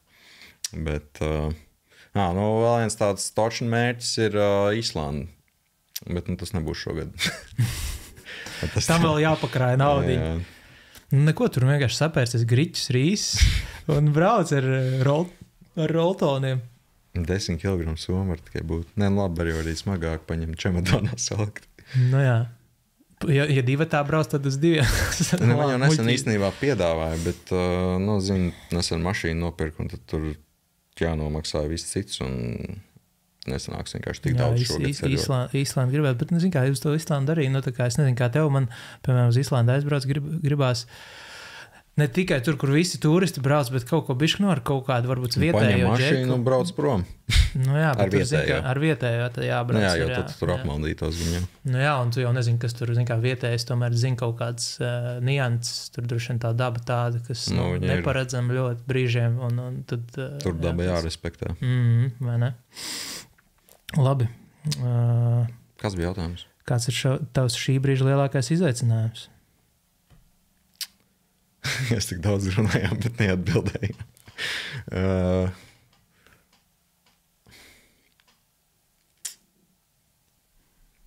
Laikam pat, man tā grūti pateikt. Atkal jau viss nāk atpakaļ uz to visām finansēm laikam šobrīd. Ir, saku, varbūt gribētu nostabilizēties. Jā, varbūt tas tāpēc, ka ir gada sākums, zin kā, kamēr visi uzņēmumi visi iekustās, bet, izaicinājums būtu laikam atrast tādus klientus patstāvīgos atkal, jo, zin kā, viņi nāk un iet, un dažreiz gadās, kad tādi forši klienti sanāk atstāt pagātnē. Jā. Nu, skaidrs. Jā, nekas interesants. Nē, kā, tas jau tāds ļoti, man liekas, foršs mērķis, atrast sev tā kā stabilitāti kaut kādu. Jo mērķis, īstenībā laikam izaicinājums būtu kaut kā sniegt savai auditorijai kaut kādu value, par ko viņi būtu gatavi arī, tā kā atbalstīt to, ko es daru. Piemēram, to pašu kaut kādus izveidot sevis dizainētas kaut kādus produktus vai pārdot tās pašas savas bildes ierāmētās, jo man jau tā ideja ir ļoti sen, un tos pašus arī, piemēram, wallpaper, pat smieklīgu ciparu pārdot, kaut kādas 100 bildes, tas tur vēl būtu jāapstrādā gan jau, bet, kaut kādas tādas lietas, ka tas vienkārši auditorijai kaut ko dodu, un viņi tā kā atbalsta arī to, ko es daru. Jā. Vienkārši man liekas grūti to konvertēt arī tā diezgan. Tas ir laikietilpīgi, tur jāpiesēžās, bet man liekas, daudziem tas tieši, kad kaut kāds bloks ir, kad nevar tā kā saņemties. Tā kā, tas ir kā tik vienkārši, bet tā kā grūti sākt. Jo tad atkal tas, ka es baidos zaudēt gan jau realitātē. Es palaišu to produktu un neviens viņu nenopērk. Tā ir laikam tāda zemapziņā kaut kāda baila iesējusies, jo es jau tā nedomāju, bet tu vienkārši laikā atliec un tā arī neizdara to. Jā. Ok, cerams, tad šogad, jā. Gads vēl diezgan garš, jā. Jā, ok. Elvis Lācis, čau Elvi, jautā, kāds ir tavs lielākais goals saistībā ar video vai foto, ja tāds ir vispār? Tas droši vien ļoti līdzīgi iepriekšējais jautājums varētu saistīt ar to. Ka, viens ir tas, piemēram, kad es varētu full time vienkārši dzīvot no tā, ka es radi saturu. Kad no tā, ka es varu radīt saturu, Un, teiksim, es gribu vienkārši tā, lai tu vari radīt to saturu un doties bezmazliet tajos piedzīvojumos, un ka tev vienkārši nav visu laiku jādomā par tām finansēm, ka ir kaut kāda tā financial freedom, var teikt. Jā. Un otrs, tas tāds jau tālāks mērķis, laikam ir, bet es pat nezinu, kā to visu realizēt, bet uztaisīt tādu kā savu vienkārši production team. Okay. Arī, kur vienkārši ir cilvēki, kas, piemēram, ka es tā kā menedžēju cilvēkus vai meklēju sadarbību partnerus un uzņēmumus, kuriem vajag reklāmas, un tad man ir komanda, kurā to visu izdara, respektīvi filmē. Tas redz, es pat nezinu, kā lai to izskaidro. Bet vienkārši tādu production team uztaisīt, izveidot savējo. Man liekas, ka tādu komandu būtu diezgan grūti salikt kopā. Jo plus Latvijā var ir diezgan daudz tādas. Tas pats Color Time, man liekas, ir riktīgi spēcīgs. Jā. Es gan viņus tā baigi nezinu, es tikai zinu viņus. Es zinu, laikam, kā viņu sauc. Belovski. Jā. Kāds viņam vārds uzvārds aizmirst. Es arī. Bāc. Piedošos, ja tu šajā skaties. Nekas. Arvis Belovs. Piedod, Arvi. Pat es aizmirstu. Bet jā, tas būtu tāds long time. Ilgtermiņa mērķis. Cerams, kaut kad nākotnē. Noteikti. Jo no vienas puses kā man patīk to menedžēt, bet tāpat laikā es arī gribētu pats piedalīties tajā filmēšanā, jo es zinu, cik es tā kā esmu. Ja es pasaku, ka es gribu kaut kādu kadru dabūt, tad, ja kāds neuztais to kadru, tad man tās bļāviens, kāpēc tu tā kā neuztais to tā. Man citreiz tā ir bijis, ka man kāds palīdz filmēt, bet tu tā kā nevari piesieties tiem cilvēkiem, jo, viņi nav filmētāji, un īstenībā tas, kāds citam ir palīdzējuši filmēt, es reāli pierādu to, ka jebkurš māk filmēt. Kas viņam iedod kameras, pasaka, kā viņam apmēram filmēt, un viņi tā arī nofilmē, tāds ideāli. Ja mēs runājam par to uzņēmumu, tādu kreatīvo kaut kādu komandu, tad skaidrs, ka tas nav viens dienas, viena mēneša jautājums. Tev ir jāatrod tie cilvēki, ar kuriem sadarbojas, kuri jūt viens otru. Lai to rezultātu, un lai tu spētu uzticēties. Ja tu gribi būt tas boss, skaidrs, ka tev startā tev pašam būs daudz jāstrādā, bet tā perspektīva, ka tu tā kā... Man liekas, tas, ko tu saka arī, ka ir jāatrod cilvēki, kuri gatavi sadarboties viens ar otru, man liekas, radošie. Mēs es zinu, ka ļoti daudz fotogrāfi ir līdzīgi domājuši, un mums tā kā visiem, daudziem saprast tas vibes, bet tāpat laikā ir ļoti daudz, kur ir tāda specifiska, ar kuriem tu nekad negribētu sadarboties. Viņiem vienkārši tas raksturs pavisam citādāks. Bet ļoti lielai daļai, man liekas, ir tādi, kuriem tu skaties spogulī, var teikt. Jāmauc tikai uz priekšu, vai ne? Elvis te ir pacenties, mums ir veseli 3 jautājumi kopā no viņa. Mācam ar nākamo. Kāds ir bijis tavs neapdomīgākais lēmums filmējot vai fotografējot? Notikums, process, traks, netik traks? Ir viens notikums, par ko es nelapojos. Tātad, mēs ar draudzeni bijām tagad tajā Eiropas braucienā uz Horvātiju, Horvātijā. Un tur bija tādas salas.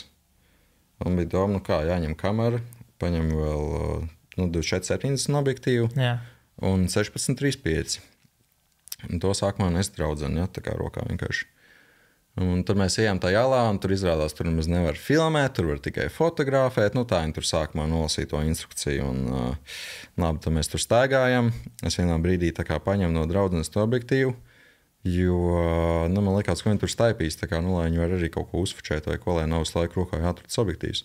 Es viņu ielieku tā kā hūdī kabatā, bet viņš tā negribēja iet līdz galam iekšā, Un tad mēs ejam, tur stāstu klausos, vienā brīdī kaut kāds paiet 5-10 minūtes. Un tā ala bija tā kā, tur ir tie stolocīti, vai kā viņi sauc, tieks tā kā tādas lāsteks, tikai ne lāsteks, bet no akmens var teikt, ne, bet minerāliem. Un likās, ka kāds gāja, tā kā kaut kas noskan, es tā pastos, likās, man kāds gāja un atcita galu tā kā ar ķiveri pret to, tur jau ķivers bija jāvalk, kādam ķipa ķiveri varbūt nokrit, iepriekš nokrit. Es pastos zemē, 16-35, un tas objektīvs piķo ļoti labi. Un mēs izējām ārā no tās salas, pastos, stikls nav ciets, viss kārtībā. Tā kā, nu, viņš izstās vizuāli vesels. Pēc 2 dienām uzlieku uz kameras, tā uzlieku, viss kārtībā. Mēģinu pietvināt. Kaut kas nav. Kaut kas nav, fokus iesprūdis un nemainās fokus. Viņš tā kā tikai var teikt platāko ir fokusā. Fuck. Nu, viņš vēl projām stāv plauktā, saplīs, jāsaņemās beidzot aiznest uz servisu, lai zinātu, cik sāpīgi bija tā skāda. Jo pēc tam es viņu ieliku kabatā līdz galam. Viņu vajadzēja tikai bišķīt saspiest pret zemi. Kad tehnika sāk, nu, kaut kas nokrīt, saplīt, tas nekad neaizmiršu, kā man pat drons ir nokritis un viņš vēl projām lido. Bet no objektīvs ir bišķi sāpīgāk tēma. Ceļš G-Master. Es atceros pašos pirmsākumos, zin kā, nu, tu katru kapeiku krāji un tu ieguldi.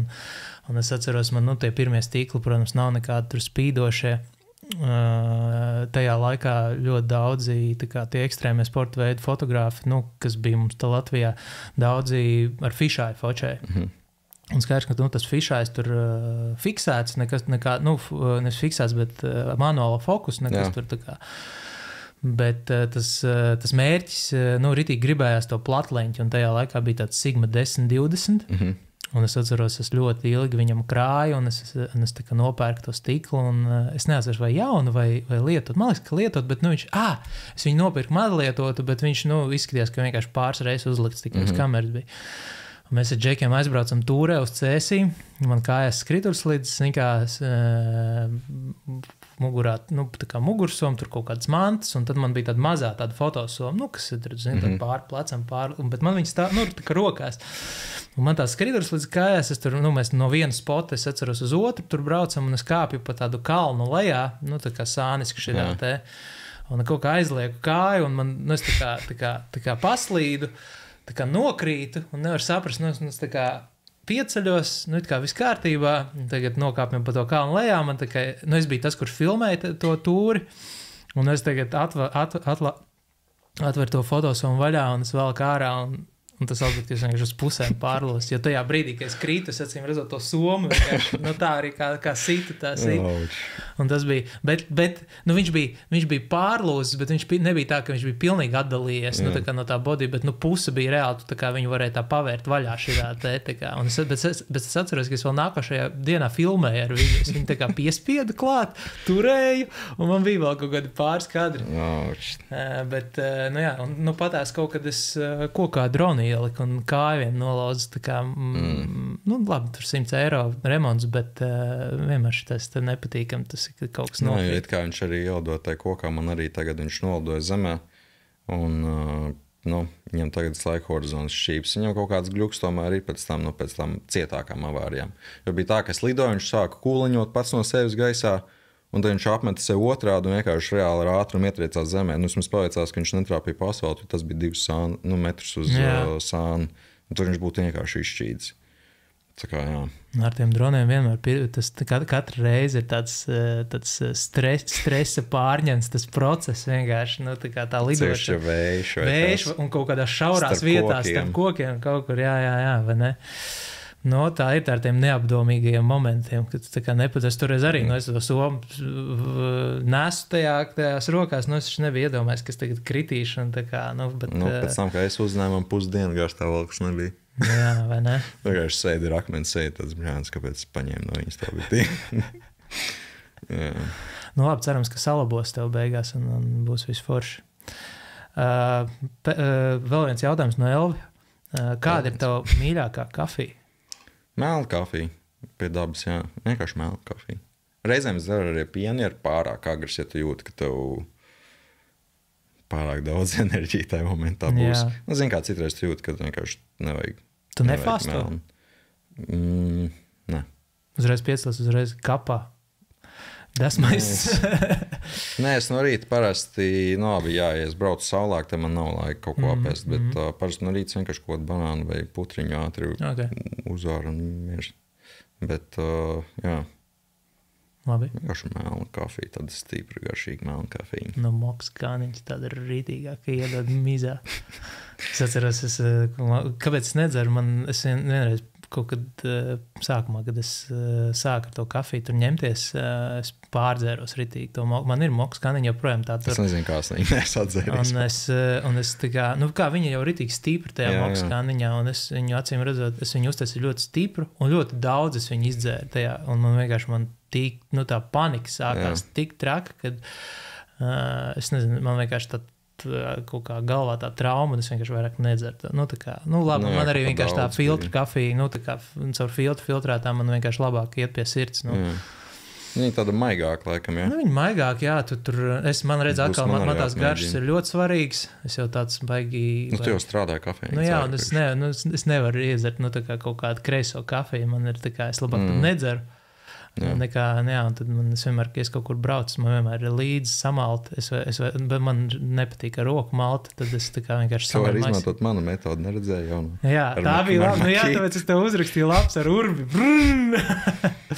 Bet ir tie ar aķiem darbināmie. Tas baigi forši tādiem kaut kādiem ceļotiem. Ja nepatīk ar roku malt. Kāpēc tev nepatīk ar roku? Ilgi vai kas? Ilgi, man liekas, tas bezjēdzīgi. Tā kā, un vēl viena lieta ir tā, ka tās lētās dzirnavas, viņas diezgan neprecīzi. Es, protams, tēloju baigo speču piekasos, bet... man jau nav tur ir vienkārši tās nianses, kas tev sabojā īstenībā. Tur, ja tu ir dārgas dzirnavas, kas tur maksā 300 eiro, tad tās ir foršas. Viņam tur nekādas brīvkustības nav. Tu vari samalt ritīgi vienmērīgi to kafiju. Jo tas jau arī ir no svara, cik vienmērīgi samalt kafiju. Tad attiecīgi vienkārši es labāk tad samaļu ar elektriskām dzirnavām, ielieku maisiņā. Ja viņas tev arī tajā pašā noslēgtā paciņā, viņas neizgaro tik daudz, kā ja tu viņu turētu vienkārši atvērt. Nē, protams, jā. Skaidrs, kad es varbūt tās tur, man kaut ko jau es tur pazaudēju, no garšas, bet nav tā kā tik traki arī. Nav tā kā Rimčs kā pirktā. No fans Rimijs varbūt grib ar jums sadarboties, bet... Normāli, kā tas ir? Es, piemēram, kad es sāku ar kafiju tur darboties, es gāju uz, atceros, tad bija vēl tas Prisma veikals. Prisma, jā. Un tur bija ļoti laba tā kafijas izvēle. Tur bija garšīgs bagets. Bagets, jā, tās bija tas, jā, pareizi.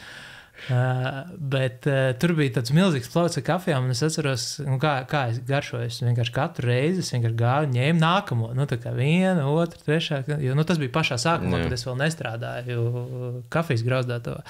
Tad jau tev visi gribās pamēģināt, un tad vienkārši gāju ar visu kafijas pēc kārtas. Tā tas ceļš arī, tas tāpat kā ar fočēšanu. Kā tu sāc ar vienu, tu vienkārši visu izmēģini, kamēr tu atrod to savu īsto virzienu. Tas pats arī ar kafiju. Ok, mums ir vēl viens jautājums.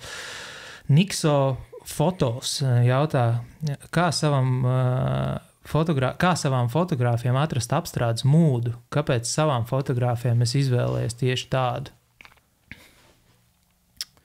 Es neteiktu, ka tā, ka es baigi tur esmu izvēlējies kaut ko, es vienkārši pieturos pie viena, kas man it kā patīk, un tā arī turpina. Man patīk tādas, kuras nav tur pārspīlētas kaut kādas tie toņi, teiksim, tur tādi...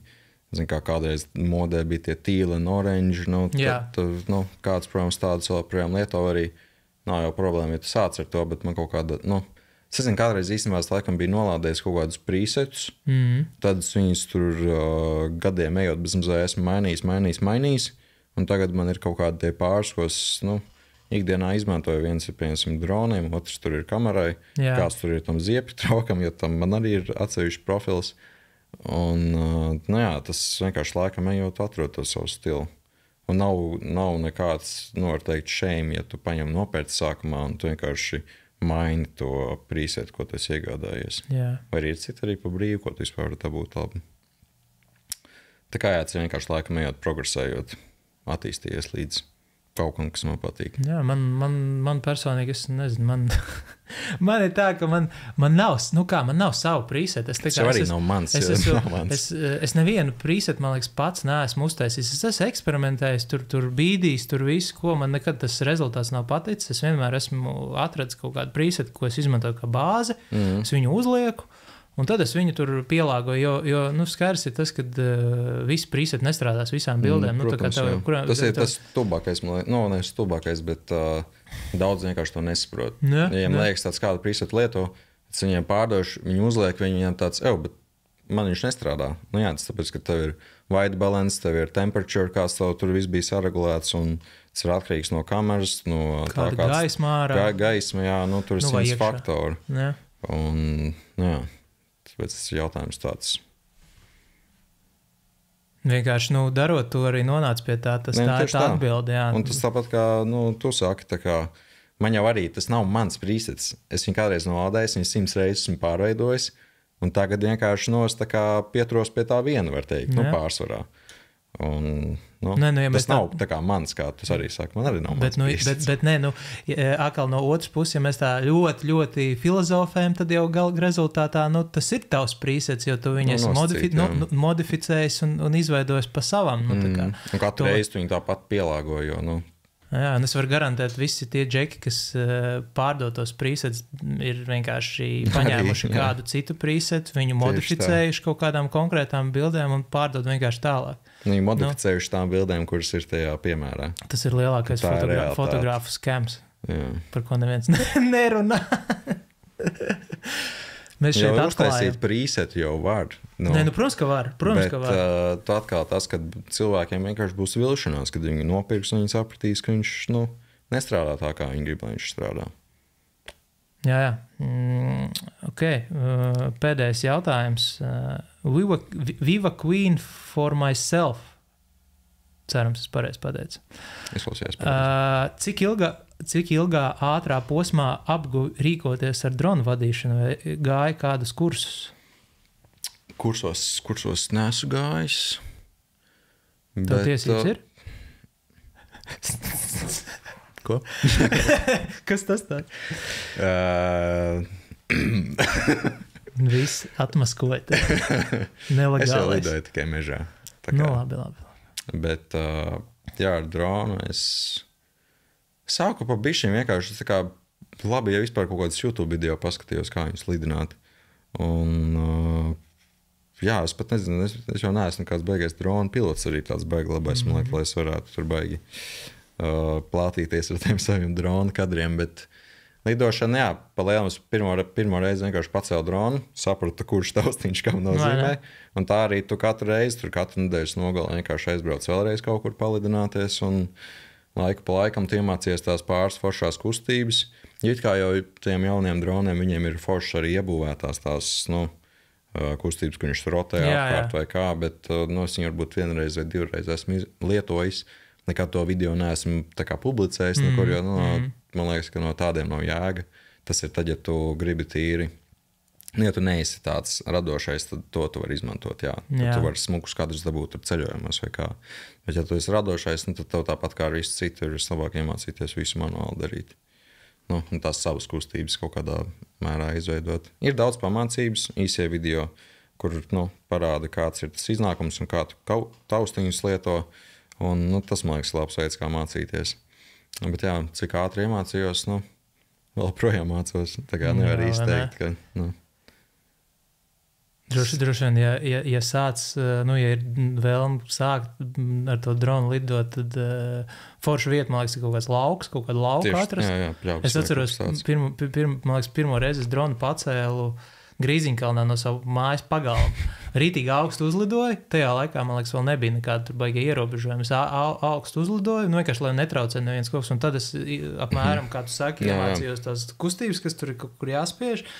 Tad otrais lidojums bija Vecrīgā, vienkārši doma laukums ar lielo to fantomu, vienkārši atver to somu. Es atceros, toreiz jau, neviens neko tev neteica, ja tu tur lidinies Vecrīgā. Nebija vēl ieviest likumu tādu. Vispār ne. Tagad jau, tur licences jākārt un tā. Bet tad to atvērto licenci, ja tu pēc tos mazos dronus, tad es internetā nokārtoju. Vienīgais tas, ka nodevi ir jāmaksā 5 eiro gadā. Tas tur pieķers. To tu esi izdarījis? Man liekas, ka jā, bet es tur toreiz līdz galam jāapstās, vai tur kaut kas man ir. Jo es atceros, ka es samaksāju, bet vai man tur viss aizgāja, es nezinu. Jā, tur jāmarķē tas savs drons ir. Vārds, uzvārds, tas ir visāds kaut kādas lietas. Bet, es vien brīdi, man liekas, es biju tā ļoti dusmīgs uz šito visu. Tā kā, kā mēs jau mākslinieki nosacīti, tur mēs strādājam, daram to un tā, un ne jau mēs tur neapdomīgi esam, tā, un tad mums tur par noziedzniekiem tur uzskata par kādiem spiegiem un tā tālāk.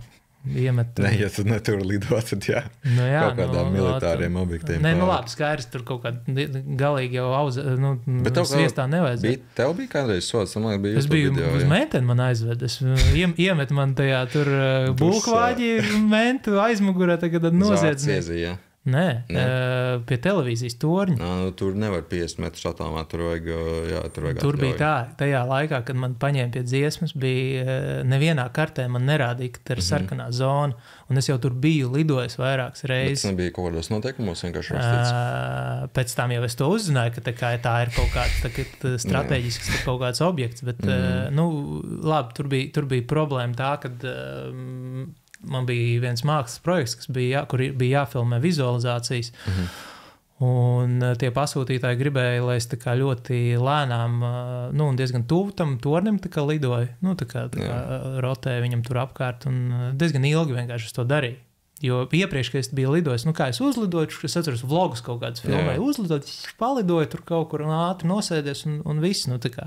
Un pat, nu, diezgan tuvu pie tā tori, ne jau es tur cēlos tur pāri viņam, bet, nu, vienkārši, nu, tādā normāli reasonable tajā augstumā.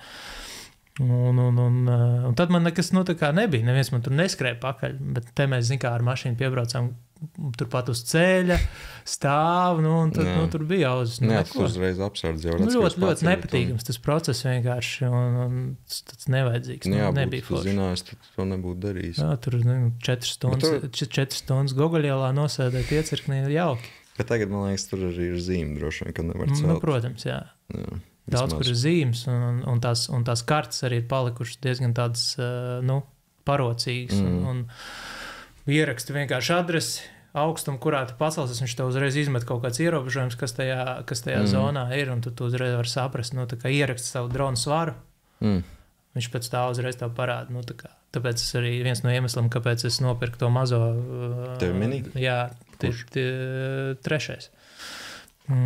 Tikai tāpēc, ka, nu, lai mazāks čakars ir, nu, tā kā, kad nav tās nevajadzīgās lielās saskaņošanas... Un vēl viena lieta ir tā, ka tikko tev ir smagāks drons, tad tev ir arī praktiskais eksāmens jākārto. Uz lidostu jābrauc, kaut ko, man liekas, var arī internetā kā nokārtot uz eiro, bet jautājums, vai tas pēc tam tur darāt, ka tu viņam uzrādi, zin kā varbūt jau tās arī kaut kāds skema internetā tu var nokārtot to atvērto licenci, kas ir tā kā tiem mazajiem droniem. Nu, tā kā, man liekas, ka līdz kaut kādam tur... Un tā strādā. Nu, piemēram, manā gadījumā man ir tas mazais drons, man neko vairāk nevajag. Bet tiklīdz tev ir kaut kāds, nu, tā kā smagāks, lielāks drons, tad tur ir apdrošināšana, tas šitais, tur uzreiz sarežģīt tas viss. Ne, nu, zin kā, ja tas būtu ikdienas darbs, tad skaidrs, ka nokārtot man būtu miers, bet man to ikdienā nevajag. Bet kaut arī īstenībā pēc tā gadījuma ar poličiem man baigi pazud vispār motivācija. Esmu baigi maz sāku lidot, aizvien mazāk un mazāk un mazāk. Tā kā tev visu laiku ir tāds, nu, bļāns, tas nekā ņemties tur visu laiku viņiem, tur sāks man, nu, atkal pienāks klāt kaut kādu paskaidrojumu. Nu, nevajadzīgs tās lietas. Zin kā, es gribu izlidot, safučēt to, ko man vajag safučēt. Nu, labi, tas tā, nu, tā kā, tas vienkārši jāņem vērā, ja grib sākt, man liekas, lidot, tad... Nē, tie mini jau tagad ir riktīgi labi, Mini 3 un Mini 4, Mini 4, bet tagad ir padāks. Bet Mini 3 Pro lietots, viņam ir ideāls. Vienīgais tas labi liels vējš, bet no tā kā tu... Nē, nu, baigajā vējā nevar lidot tieši tā, nu, bet ir tie ierobežojumi, bet ir arī, nu, jā, tas tāds, man liekas, priekš iesāc. Nu, viss foršākais tiem mini ir tas, ka tu vari vertikāli filmēt un fočēt bez problēmām. Tas ir baigi liels plus. Tas ir forši. Ar Ričuku mini, kā aizmugurē, normāli, forši. Nu, labi. Paldies tev, Kristap, par šo sarunu. Gandrīz 2 stundas jau. Es tev... Jā, likās kaut kā bišķīt aizrunājām. Gandrīz 2 stundas, varbūt tās pēdējos vārdus, nezinu, novēlējums skatītājiem, klausītājiem no tavas puses. Jauns gads ir iesācies. Pēc šodienas vienkārši nebaidamies sākt darīt kaut ko jaunu, kā jau mēs šeit runājām, jo beigās visu, ko tu tāpatās iegūsti pieredzi, nu, no ko mīst, kā saka. Tieši tā, jāmauc tikai. Jā, jāmauc tikai. Cool. Labi, no sevis es tev novēlu atrast beidzot tos klientus, nostabilizēties, izdomāt, kā tu tiksi līdz tam uzņēmumam, savam sapņu. Tas bija šī pagaidīt. Jā, daudz piedzīvojums šogad. Daudz. Kaut kur kopā un zini, kas ir, un galvenais veselība. Jā. Bet, peldoties, ir jau tur viss kārtībā. Jā, braucam tagad peldēt. Es kā skatos, man liekas... reportāži tagad aizskadri. Nē, es vienkārši skatos, un man liekas, es esmu mēģinājis dušā. Bet duša ir citādāk. Jā, bet es tā kā... Man arī grūtāk, man liekas, man grūtāk dušā man iet vienmēr nekā. Un tāpēc, ka man vienmēr salst, man liekas, tā kā, tur tu jau āliņģi. Tu pirmo reizi pamēģinās sapratīs, kāpēc tā gan jau. Es ceru, ka es saņemšos kaut kad. Okay. Labi, paldies, kad skatījāties, kad klausījāties. Ar jums biju es, Aleks, un Kristaps Putniņš šodien pie manis. Podcasts Fotogrāfu sarunas. Tiekamies atkal nākamreiz. Čau! Viņš sev. Yeah.